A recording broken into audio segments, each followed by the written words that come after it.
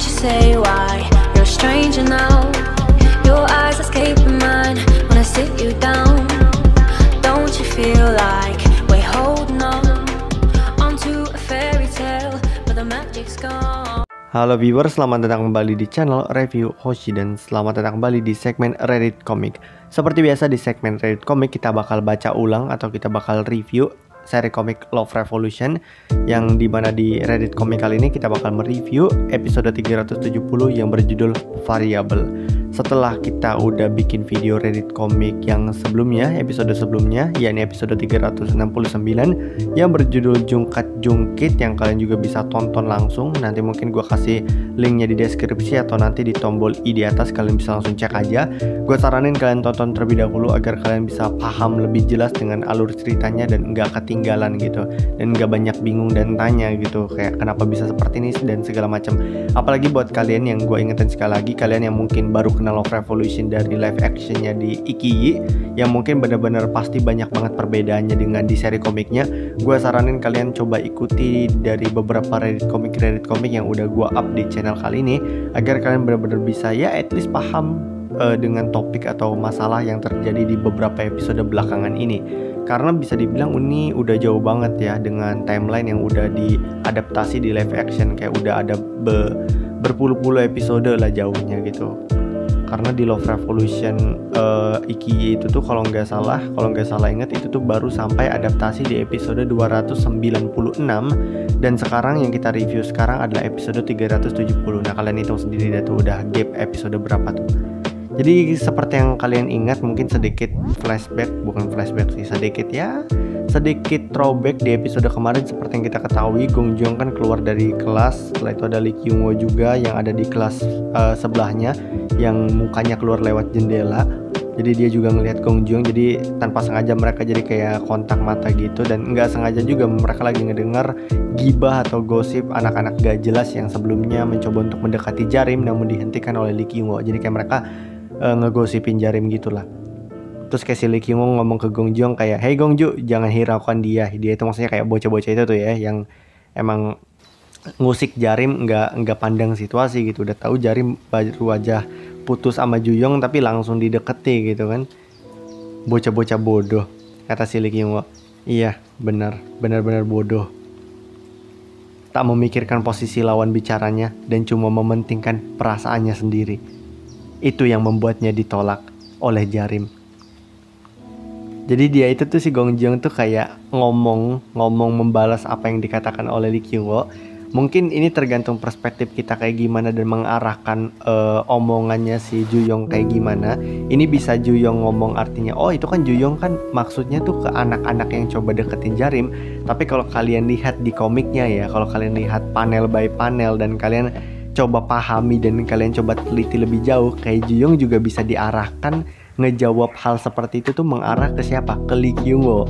Coba kita dengerin ya, kayak iya, benar-benar bodoh, tak memikirkan posisi lawan bicaranya dan cuma mementingkan perasaannya sendiri. Itu yang membuatnya ditolak oleh Jarim. Itu dia.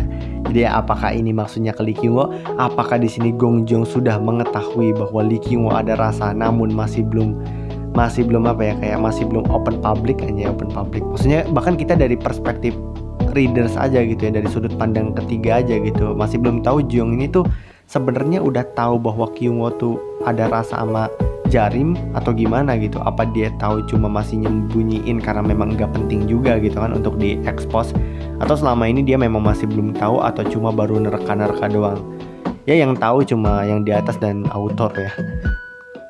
Dan ini dia cover episode 370 yang berjudul Variable tanda tanya. Jadi langsung beralih ke apa namanya, ada rombongannya si Minji, abis itu ada Kimori sama cowok yang gue lupa namanya yang habis dari kantin itu. Dan sebenarnya beberapa panel-panel ini nggak terlalu penting.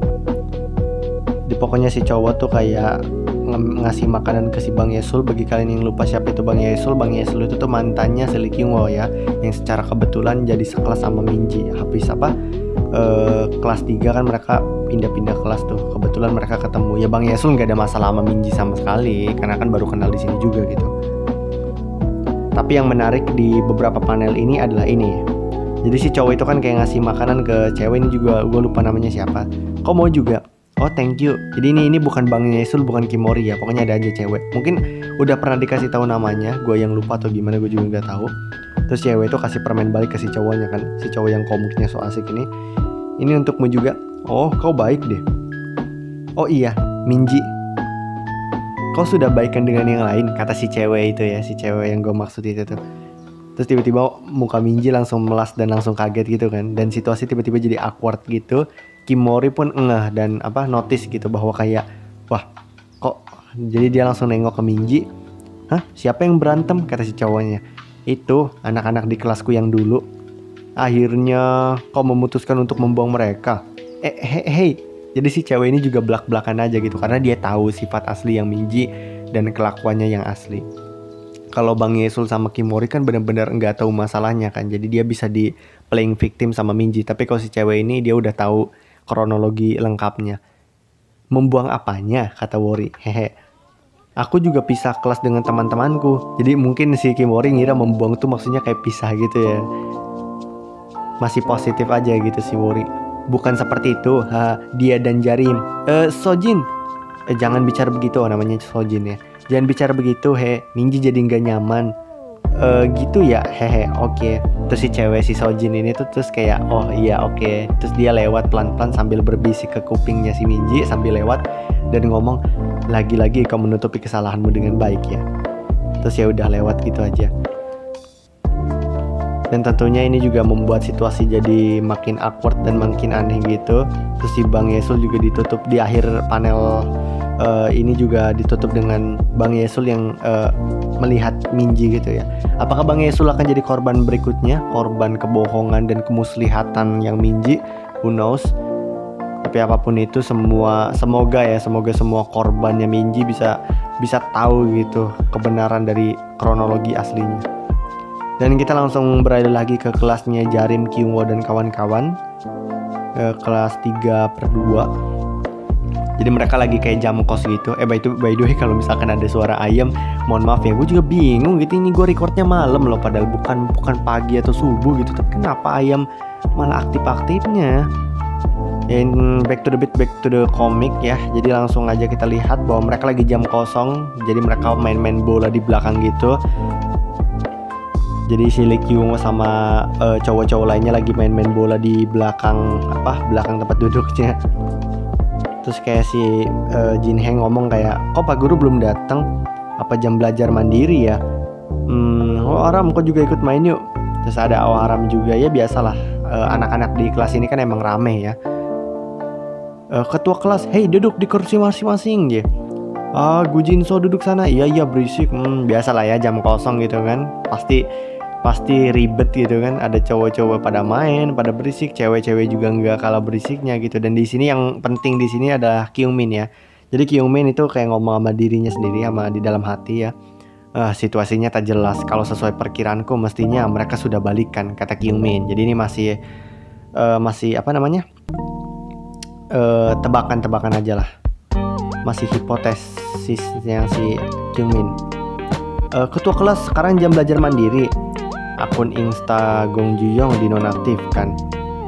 Melihat Wang Jari masih belum menghapus foto berdua, jelas kalau dia ingin balikan. Jadi detektif Kyungmin is back ya. Kali ini ada yang salah dengan Gong Juyong. Apa aku coba bujuk dia ya? Ya kata si An Kyungmin kan di dalam hatinya. Jadi dia mencoba untuk mengamati gitu. Harusnya nggak begini sial, padahal aku ingin minta tolong padanya untuk minta Wang Jari menjadi tamu di channelku. Pas gue pertama kali baca, gue kan pas ngelihat mukanya An Kyungmin kan gue jadi kayak mikir kayak ini si An Kyungmin kan punya channel YouTube kan, apa dia udah apa nggak diangkat lagi ya sama si autor ya gitu masalah channelnya si An Kyungmin. Pas gue scroll dibahas lagi masalah channelnya, dan ternyata ya si An Kyungmin sih nggak mau ribet ya sama hubungan orang. Jadi yang dia harapkan sebenarnya bukan masalah Juyong dan Jarim balikan gitu, tapi kalau misalkan Juyong dan Jarim resmi balikan kan dia bisa pakai Gong Juyong sebagai perantara untuk minta Jarim masuk ke channelnya kan. Jarim kan begitu kan dia emang terkenal kan, udah terkenal banget. Dan tanpa sengaja ada si cowok yang gue lupa namanya, dia tuh kayak karakter baru deh, baru diperlihatkan pas pada kelas 3 ini. Jadi dia nggak sengaja ngintip HP-nya si Kyungmin, di belakangnya si Kyungmin. Kalau seperti ini tak ada harapan, kata si An Kyungmin ya. Kata si An Kyungmin juga tuh kayak kalau seperti ini tak ada harapan dia muncul di channelku sebelum lulus gitu. Terus kayak kata si cowok yang di belakangnya, apa ini? Jangan-jangan kau suka juga pada Wang Jarim? Wow, ngomong apa kau sialan? Hei, jangan ribut, duduk di kursi masing-masing, kata si ketua kelasnya kan. Wang Jarim benar-benar populer ya. By the way emang ya benar ya, ini karakter baru. Gua nggak tahu kedepannya bakal penting atau cuma sebagai karakter filler aja, karakter tambahan yang cuma jadi pelengkap dan ngerame-ramehin cerita aja. Tapi ya mungkin memang belum terlalu penting lah. Tapi mungkin bakal keluar terus ya si karakter ini tuh. Dan dia emang benar-benar baru masuk kan, baru kenal gitu. Jadi emang benar-benar nggak tahu apa-apa lah gitu si karakter ini. Betul juga, kalau tiap hari main bareng cewek secantik itu dan tiap hari ada di sampingnya pasti jadi suka. Iya kan, kata si cowok itu dengan nada polos ya. Dia benar-benar polos ya, dia nggak tahu masalah apa-apa. Terus kayak si Lee Kyung-woo kayak ke distract gitu dengan omongan si cowok ini. Kau begitu, Kyung-woo juga begitu. Dan langsung si Kyung-woo langsung kaget kan dengan bacotannya si cowok itu. Hei Wang Jarim, hei, kau populer sekali ya. Otomatis langsung si Kyung-woo sama Kyung-min yang tahu kan fakta di belakangnya langsung nyoba untuk berhentiin si cowok ini. Dan langsung apa sih namanya, ngedekap si cowoknya gitu. Karena itu aku jadi sangat kau nggak apa-apa? Oh kalian begitu, kenapa, kalian ngapain sih? Langsung awkward gitu. Apa lihat apa? Hah? Kenapa, ada apa? Hey Go Jin-so, nah lihat chatmu. Oh namanya Go Jin-so ya. Catat karena gue lupa inget karakternya banyak banget cuy. Kayak gimana gue bisa inget, kayak karakternya udah rambutnya mirip gitu, mukanya juga nggak beda jauh. Dan ini si Jarim lagi ngatur profilnya, foto profil kayak di bionya itu. Dan di sini juga kita langsung di spill followers Instagramnya si Wang Jarim. Ada 50.179 postingan. Gue nggak tahu ini beneran ada atau enggak. Ya gue nggak mau bodoh sih. Tapi bisa aja ini author kalau memperlihatkan gini mungkin dia bikin sendiri gitu, fiktif-fiktifannya. Tapi biasanya sih kebanyakan cuma fanbase yang bikin. Soalnya di sini ada nama akun Instagramnya gini di komiknya. EEW Jarim gitu. EEW Jarim. Ini nama labelnya si Jarim harusnya ya. Biasanya kan banyak kan orang iseng-iseng gitu kan yang kayak bikin IG-nya kayak beneran gitu. Kalau kau jarang lihat pesan di DM dan F Messenger terlalu banyak ya, kata Jinhe. Sorry bukan Jinhe. Si cowok. Jadi si Jinhe Jarim sama cowok tengik ini lagi jalan. Cowok tengik siapa emang gak penting doang, emang cowok tengik aja gitu yang coba mau PDKT sama Jarim karena tahu bahwa Juyong dan Jarim baru aja putus.